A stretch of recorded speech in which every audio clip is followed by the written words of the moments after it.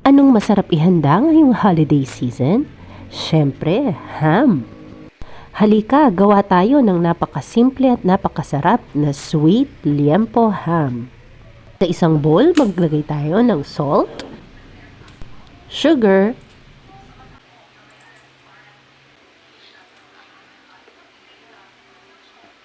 at curing salt. Paghaluin lang natin yan na mabuti at iset aside.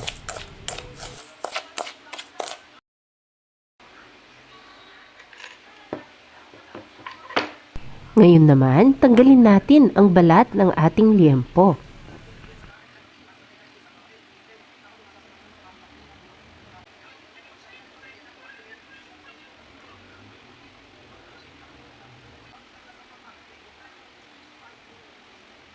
Dahan-dahan mo lang yan tanggalin para hindi matanggal yung taba. Dahil masarap ang ham kung may taba.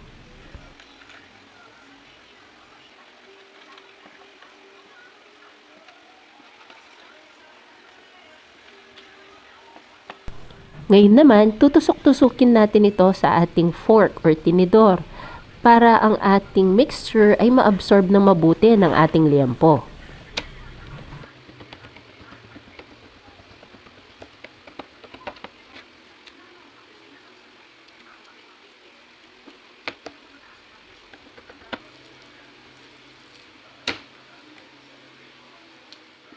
Ngayon, lalagyan na natin ang mixture sa ating liempo.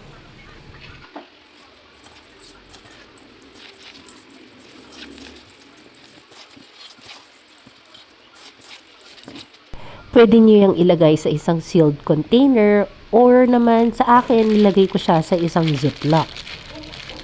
Ngayon, pwede na natin yan ilagay sa refrigerator. Ang sa akin ay kinir ko ng 5 araw. At araw-araw, pinipisil-pisil ko yan.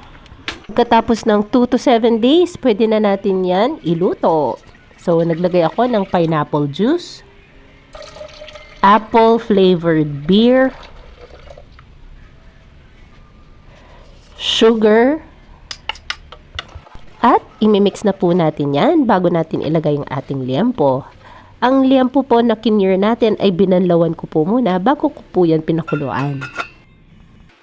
Ang ating pong ham ay pinakuluan or binroil ng mga 45 minutes to 1 hour. Pwede nyo pong iset ng low fire yung stove ninyo para hindi po matuyo yung ating broth. Naglagay din po pala ako ng star anise at cinnamon bark. Pagkatapos po ay pwede na natin gawin ang ating sauce. Naglagay po ako ng ating broth, sugar, at slurry. Ang slurry po ay gawa ng water at cornstarch. Iluluto po natin yan hanggang mag-thicken ang ating sauce. Ngayon naman po ang ating ham, binlow torch ko po yung sa taas. Yung iba po naglalagay din sila ng sugar sa taas bago nila i-blow torch. Pero masyado na po kasing matamis ito kaya binlow torch ko na lang diretso. Instead of using blowtorch, pwede nyo rin po siyang ilagay sa oven. Pero kahit hindi nyo na po i-blowtorch or i-oven yan, luto na yan at pwede nang kainin. At ayan, luto na ang ating ham. Slice po natin yan para makita natin ang loob niya. Ayan, naway magustuhan po ninyo itong aming simple at napaka-easing recipe ng liempo sweet ham.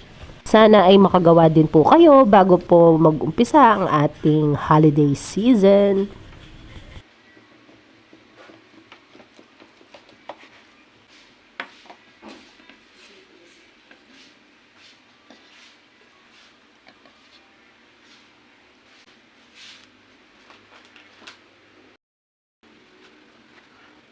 Kung gusto pa po ninyo yan mas tumamis, lagyan natin yan ng ating sauce.